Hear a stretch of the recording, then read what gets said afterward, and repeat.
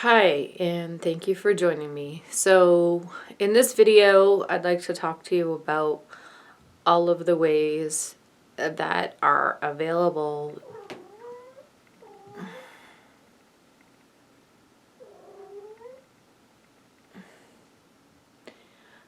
to you in order for you to save money. So, food is a big one. A lot of people tend to waste a lot of money in this area. And generally, there's a lot of room for improvement in this area. Whether you're going to a job, it's advisable for you to pack a lunch instead of buying lunch every day. That lunch, you can't get lunch anymore for $5. It's, somewhere around the $8 to $12 mark, depending on where you go if you're eating out. And plus, eating out is not good for you, generally speaking. There are some places that offer more healthier choices, but however, generally, you're better off both financially and health-wise to prepare your own meals and bring them with you. So, to be prepared in advance and to be thinking about what your needs are going to be so that you can adequately prepare for that. Okay, so food is a big one. Pack a lunch, whether you're going to work or school. So clothing items, the stores at the mall, they're just there to try to get you to buy more clothing items, but that's not really in your best interest long-term financially speaking, right? I mean, they're in the business of selling clothes, so they're, going to put them on the mannequins and make them look like, they're the coolest, most wonderful thing, since sliced bread. But really, probably the best decision for you is to wear your coat from last season as long as it's still in good condition, and just clean it before you start using it, obviously, for the season. And you should be good to go there. But yeah, you should definitely not hoard clothes. And I know a lot of women are guilty of this. Don't say you're not, sister, as I know what's going on lurking in those closets, okay? Those closets are so stuffed. You sometimes can't fit one more item into them, okay? It's like, that's just too many clothes, girls, all right? Okay? Like, we need to be honest with ourselves. How many items of clothing do we need? Like, if we're, going through giant bags of clothing and shipping out, all of the spring clothes for the summer clothes, and then doing that all again in the fall, like, that's just too many clothes, okay? Like, if you have a double closet, all of your seasons, if you live in a 4-season environment, all of your season's clothing should be able to fit into one double closet. If it doesn't, you have too many clothes. I was guilty of this. I had so many clothes. I gave away garbage bags and garbage bags and garbage bags. I drove away of clothes because I just had too many clothes. And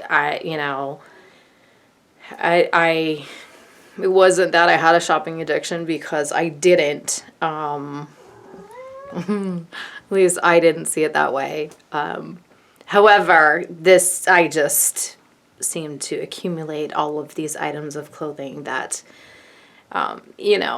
were really just taking up space, taking a very precious real estate, shall we say, okay?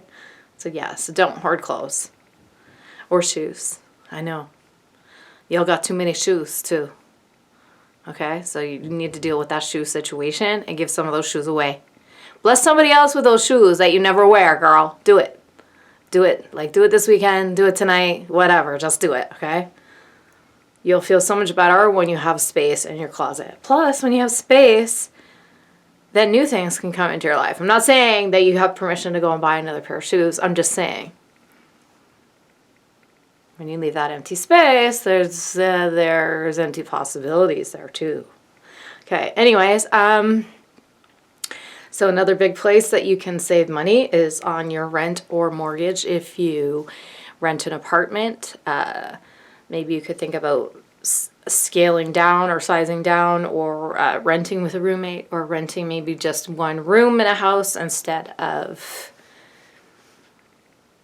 renting an entire apartment to yourself. Or you can figure it out depending on how expensive the rents are in your area. This should be a simple mathematical calculation, and whatever you are comfortable to live with, then you should definitely think about scaling that expense back, because the more money you can save, the more you can invest, the faster you can retire and get out of the hamster wheel that is working at a corporate 9-to-5 job. Okay, so car or bus? So yeah, that is the question. I mean, if you have a car, do you really use it enough to justify the expense of it? And you really should figure out what the expense of running a car is per month or whatever, and determine if you think that that's worth it to you. Like, whatever the expense is in your particular area where you're living. So insurance, gas, repairs, general upkeep, stuff like that should all be totaled. And so some other options are, you can either get a second job or get a hobby that makes you money. So so those are my ideas for getting money to be able to save money. So, or if a second job can be anything from babysitting a couple of nights per week to whatever's available locally in your area.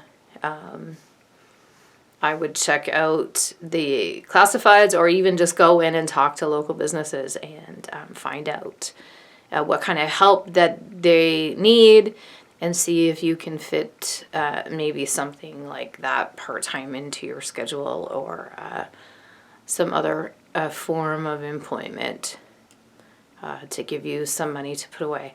So there you go, guys. I hope you enjoyed today's video, and thank you for watching.